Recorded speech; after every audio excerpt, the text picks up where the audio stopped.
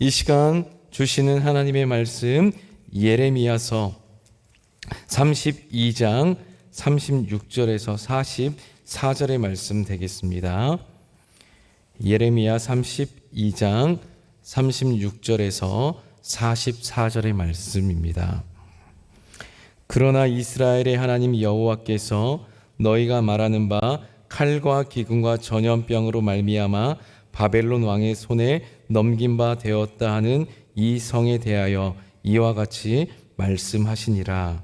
보라, 내가 노여움과 분함과 큰 분노로 그들을 쫓아내보냈던 모든 지방에서 그들을 모아들여 이곳으로 돌아오게 하여 안전히 살게 할 것이라.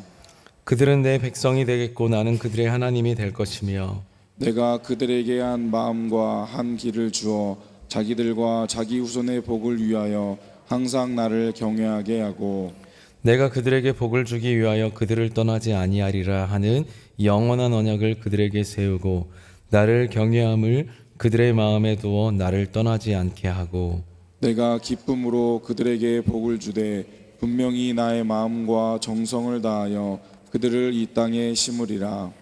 여호와께서 이와 같이 말씀하시니라. 내가 이 백성에게 이 큰 재앙을 내린 것 같이 허락한 모든 복을 그들에게 내리리라.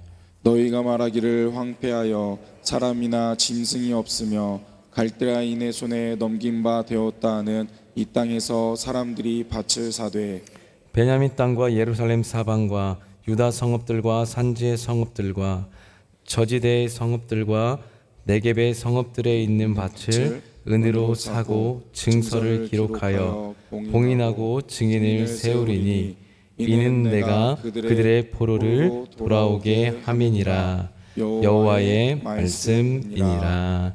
아멘.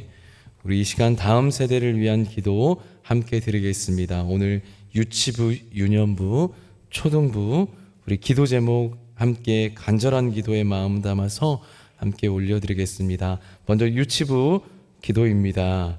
함께 기도드리겠습니다. 예수님이 말씀하시는 대로 순종하는 유치부가 되게 하옵소서. 하나님의 자녀라는 정체성을 발견하는 유치부가 되게 하옵소서. 예수님께 사랑을 고백하는 유치부가 되게 하옵소서. 유년부입니다. 최고의 코치가 되시는 예수님의 말씀만 믿고 따르는 유년부가 되게 하옵소서. 하나님을 사랑하는 거룩한 교회로 세워지는 유년부가 되게 하옵소서. 하나님의 말씀을 듣고 믿음이 성장하는 유년부가 되게 하옵소서. 초등부입니다. 하나님께서 초등부에 맡기신 소중한 다음 세대가 말씀과 찬양과 기도로 변화되어 하나님의 마음에 합한 다음 세대가 되게 하옵소서.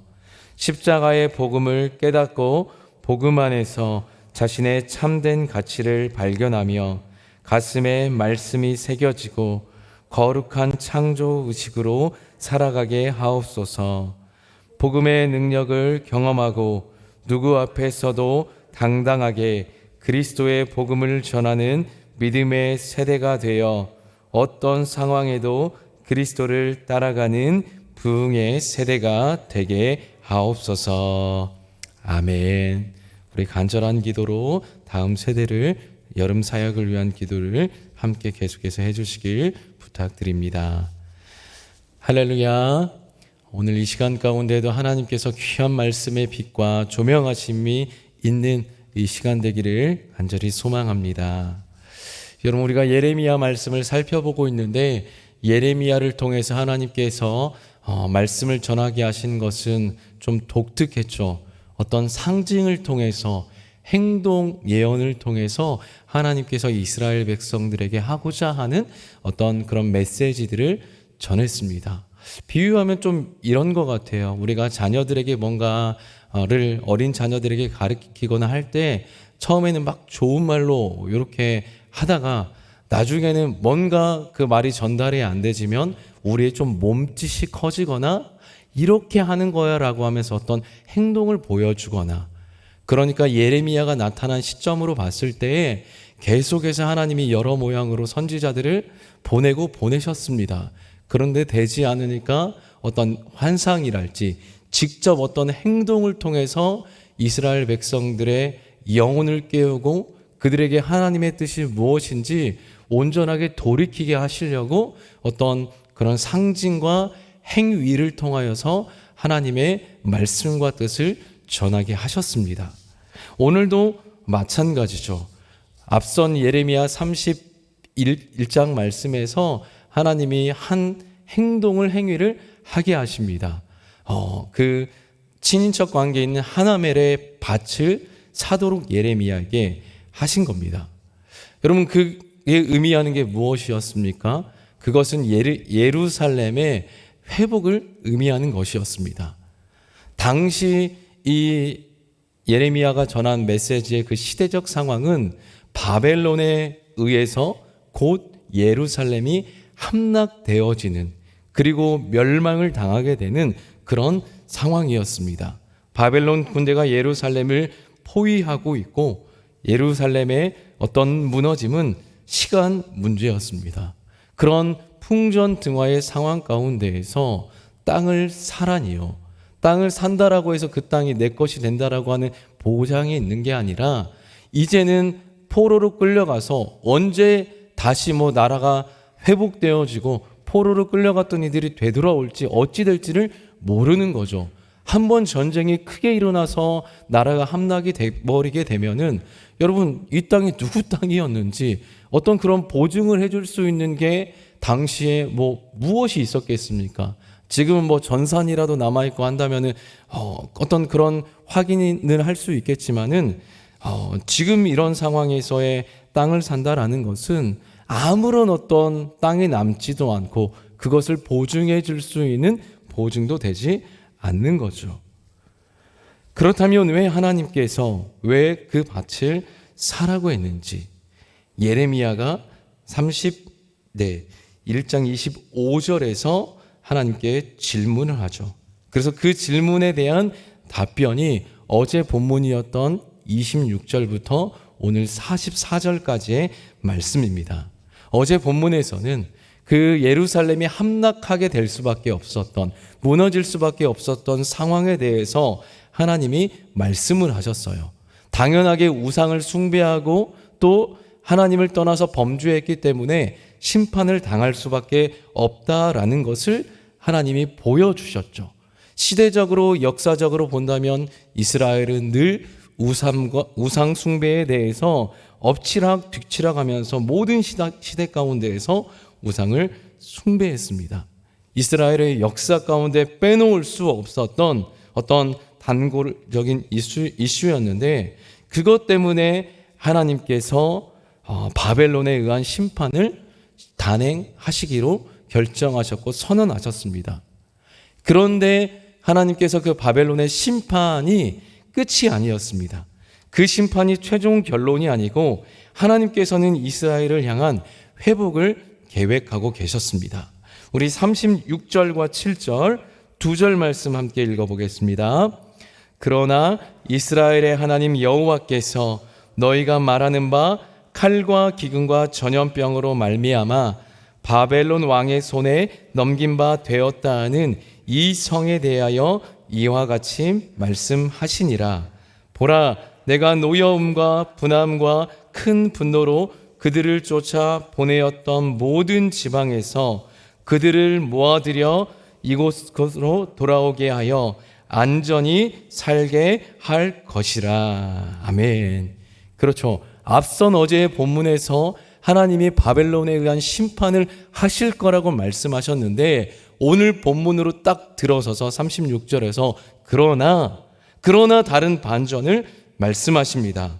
우상 숭배로 인하여서 노여움과 분함과 큰 분노라고 하는 정당한 하나님의 심판을 당할 것인데 그러나 그게 결론이 아니고 그러나 그게 끝이 아니라 포로로 끌려갔던 그들을 모아서 다시 돌아오게 하고 안전한 보호를 할 것을 하나님께서 친히 약속하십니다. 그래서 그렇게 안전하게 돌아오게 할 것이라는 것을 밭을 사는 행위를 통해서 하나님이 이스라엘에게 보이게 합니다. 이 하나님의 언약, 이 하나님의 약속과 선포는 바벨론의 침공과 어떤 예루살렘 함락도 어떤 사람의 누구의 힘으로도 개입할 수 없었고 막을 수 없었던 것처럼 이스라엘을 향한 회복도 그 어느 누구가 막거나 돌이키게 할 수 있는 힘을 가진 이가 없었습니다. 강한 그 바벨론조차도 당시에 바벨론이 강대국이었고 진짜 모든 나라를 삼키는 강력한 나라와 제국이었지만은 그 바벨론조차도 하나님께서 이 예루살렘을 때가 되면 회복하게 할 것이라는 것을 막을 수 있는 절대 존재가 아니었다라는 겁니다. 전능한 하나님의 뜻과 의지는 누구도 꺾을 수 없었습니다. 그래서 하나님이 계속해서 오늘 본문에서 말씀합니다. 내가 반드시 이것을 이룰 것이다. 이 모든 일들을 예루살렘을 회복하는 그 주체는 바로 나다라고 하면서 계속 이것을 반복해서 성경 곳곳에서 강하게 드러내고 있습니다. 37절을 보시면 보라 내가 라고 말씀하고 있고 38절에서도 나는 그들의 하나님이 될 것이고 39절에서도 내가 그들에게 한 마음과 한 길을 주어 40절에도 내가 그들에게 41절에도 내가 기쁨으로 그들에게 복을 주되 42절 내가 이 백성에게 라고 하면서 계속해서 이 모든 일을 이루실 주체가 하나님이다. 이 어디에도 사람의 어떤 노력이나 힘이나 이런 것들이 들어갈 어떤 여지가 없고 하나님께서 주체가 되어서 이 모든 일을 이루시겠다라고 선언하고 있습니다. 여러분, 하나님은 그 말씀 자체가 능력인 줄 믿습니다.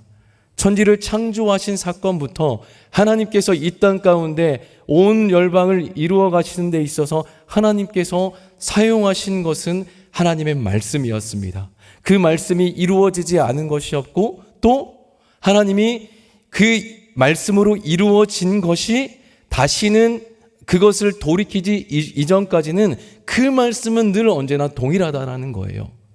그래서 성경에 기록된 약속들이 다 동일하죠.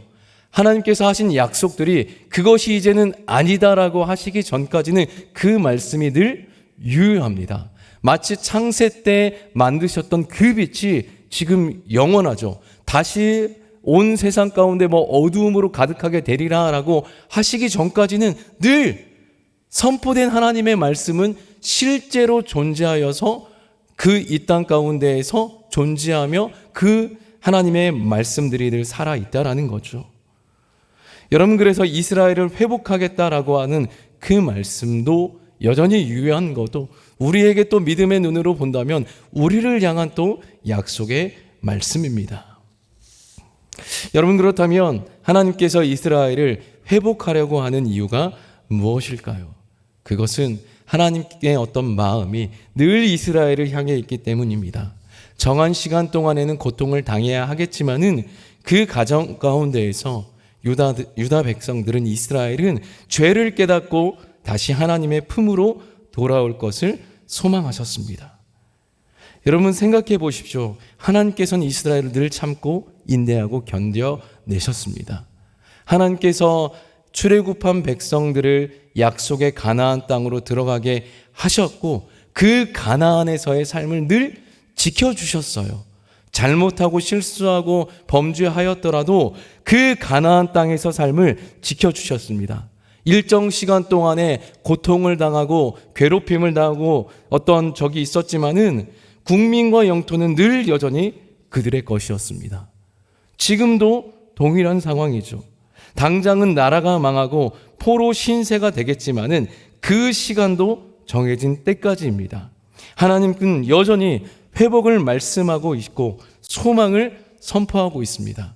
약속의 땅에서 다시 살 것을, 이스라엘을 하나님이 떠나지 아니할 것이고 하나님께서 기쁨으로 이스라엘에게 복을 줄 것이라고 말씀하고 있습니다. 41절 함께 읽어보겠습니다. 내가 기쁨으로 그들에게 복을 주되 분명히 나의 마음과 정성을 다하여 그들을 이 땅에 심으리라. 아멘. 하나님께서 지금 이스라엘을 회복하는데 기쁨으로 마음과 정성을 다하여서 그들을 다시 돌아오게 해서 예루살렘에게 굳게 심으시겠다라고 말씀하십니다. 늘 언제나 여러분 하나님의 본심이 이거였다라는 거예요. 너희를 향한 생각은 재앙이 아니라 평안이라. 이게 하나님의 본심이고 뜻이었습니다. 비록 이스라엘이 하나님의 말씀과 언약을 지키는데 실패했지만은 하나님은 다시 그들에게 한 마음과 한 길을 주시겠다라고 하셨습니다. 그래서 하늘 위에 하늘, 땅의 땅에는 하나님밖에, 여호와 하나님밖에 없다라는 것을 분명히 그들이 알게 되고, 또 그분이 하나님만, 여호와만이 하나님이라는 것을 알게 된다면 다른 우상들은 쳐다볼 수 없게 되는, 진짜 그야말로 그들이 바벨론 포로로 끌려가서 우상도 아무것도 아니고 그 당시 강대국의 왕이었던 느부갓네살도 아무것도 아니라는 것, 온 세상을 섭리하고 다스리는 분이 여호와 하나님이라는 것을 직접 몸소 보고 경험하고 깨닫게 되면서 그들이 이제는 우상을 숭배하지 않게 되는 그 결과를 바벨론 포로로 끌려가서 깨닫고 그렇게 돌아오게 됩니다. 바로 이것을 위해서 진짜 하나님께서 이들을 그 바벨론으로 하나님이 보내게 하신 겁니다. 말씀을 맺습니다. 여러분, 하나님의 생각은 늘 우리의 생각을 초월합니다. 하나님이 일하시고자 할 때에는 우리의 생각과 이해를 넘어서는 일들이 종종 있습니다. 그러한 상황이지만은, 그러한 상황에도 불구하고 하나님의 뜻은 항상 선합니다. 예레미야 시대 가운데 이스라엘 백성에게 주신 약속처럼 그 고난과 멸망의 상황 가운데서 소망을 말씀하신 하나님처럼 이 시대 가운데 어지럽고 혼란스럽고 소망이 보이지 않는 상황 가운데에도 하나님이 우리 가운데 말씀하시는 것은 그런 시대와 그런 상황 가운데에도 우리가 하나님의 그 소망을 바라보길 원하고, 그런 소망 가운데에서 회복하실 하나님의 은혜를 바라보고 그 회복 가운데 기도하며 나아가기를 우리에게 요청하시는 겁니다. 여러분, 그 보증이 무엇입니까? 바로 예수님입니다. 아나돗의 밭을 사게 하여서 이스라엘의 회복과 소망의 계획을 보이신 하나님께서 오늘 우리의 회복을 위하여서, 이 땅의 회복을 위하여서 예수 그리스도를 우리에게 보내주셨습니다. 예수님의 그 죽음과 부활은 하나님의 회복과 구원의 약속이 실현되었음을 증명하는 가장 강력한 증거입니다.